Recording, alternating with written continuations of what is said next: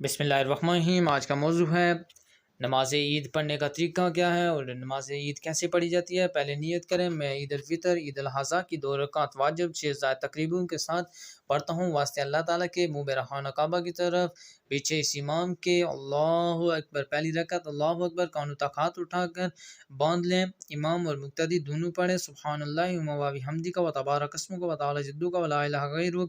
امام اور مقتدی دونوں کہیں اللہ اکبر کانوں تک ہاتھ اٹھا کر چھوڑ دیں، اللہ اکبر کانوں تک ہاتھ اٹھا کر چھوڑ دیں، اللہ اکبر کانوں تک ہاتھ اٹھا کر ہاتھ باندھ لیں۔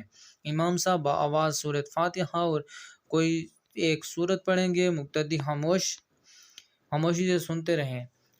معمول کے مطابق رکوع اور 2 سجدے اور دوسری رکعت کے لیے کھڑے ہو جائیں۔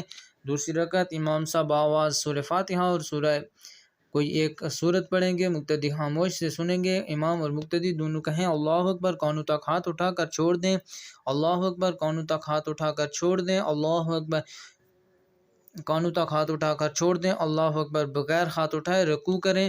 معمول کے مطابق 2 سجدے، اتحیات، درود شریف، دعائے معصورہ اور سلام۔ امام صاحب نماز کے بعد بغیر دعا کے خطبہ اعلیٰ اور خطبہ ثانیہ دیں گے اور مقتدی خاموشی سے خطبہ سنیں گے۔